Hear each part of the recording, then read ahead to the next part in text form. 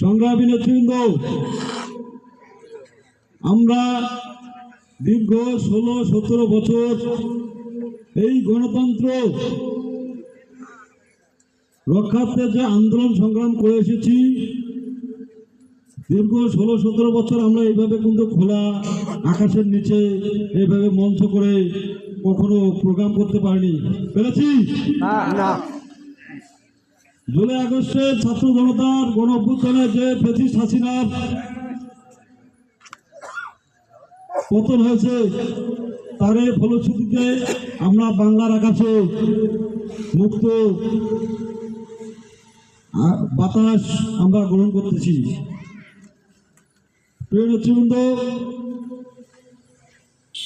এই মত বিনিময় সভার যে আমাদের এই বেলাগুড়ি ইউনিয়নের যে স্বেচ্ছাসেবক দলের যে একটা টিম ছিল আমাদের, তা আমরা মোটামুটি সব ইউনিয়নে করেছি, শুধু এটা আমাদের গ্যাপ আছে। যাই হোক, এটা আজকে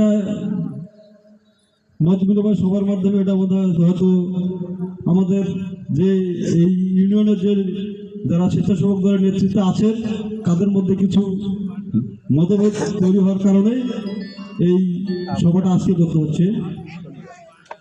নেতৃবৃন্দ, সকল প্রকার ভেদাভেদ, মনের মধ্যে কখনো কোনো আক্রোশ, এই পক্ষ আমার ওই পক্ষ আমার, এটা করে কিন্তু কোনো সংগঠন কখনো দাঁড়াতে পারেনি। আপনাদের উদ্দেশ্যে বলছি, আপনারা এই সংগঠনকে কোনো গ্রুপিং সংগঠনে পরিণত করবেন না। স্বেচ্ছাসেবক দল কোনো গ্রুপিং সংগঠন নয় হাতীবান্ধায়। আপনারা আপনাদের জায়গা থেকে সংযত হবেন, এই আশা আপনাদের কাছে রাখছি। এবং আজকের যে মত বিনিময় সভা আপনাদের সাথে আছে, প্রিয় নেতৃবৃন্দ,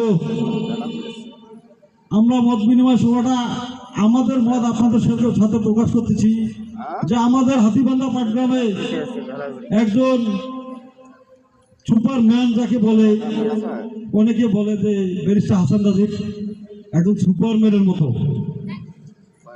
আপনারা কি এই ব্যারিস্টার হাসান রাজীবকে তো চেনেন? ব্যারিস্টার হাসান রাজীব ব্যক্তি হিসেবে কেমন? আগামীতে যে আমাদের 18 সালে ভোট হয়েছে, ব্যারিস্টার হাসান রাজীব প্রধান এই আসনে প্রার্থী ছিলেন। আমরা কিন্তু শুধু ধানের শীষে দেখে গেছি, পোস্টার টানে রাতে বিকালে আর সকাল ভোর হওয়ার আগেই পোস্টার উদাও হয়ে যায়, মানে পোস্টারও গুম হয়ে যায়। সেই যে আমাদের যে একটা মনের মধ্যে ক্ষোভ আক্রোশ, আগামীতে আমাদের ব্যারিস্টার হাসান রাজীব প্রধান এই আসনে ধানের শীষে প্রার্থী হচ্ছেন, আপনারা আপনাদের মতামতটা একটু জানান তো দেখি। আপনারা হাত উঁচু করে দেখান যে আপনারা সকলে কি ব্যারিস্টার হাসান রাজীবের হয়ে আপনারা কি ইউনিয়নে ব্যারিস্টার হাসান রাজীব প্রধানকে বিপুল ভোটে জয় করতে পারবেন?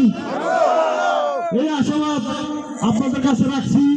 আগামীতে আপনারা, আল্লাহ যেন আপনাদেরকে সহি সালামত এবং সুস্থভাবে রাখে, এবং আমরা এই যে শপথটা গ্রহণ করলাম, এটা যেন আমরা আগামী নির্বাচনে আমরা যেন সেটা প্রতিষ্ঠিত করতে পারি।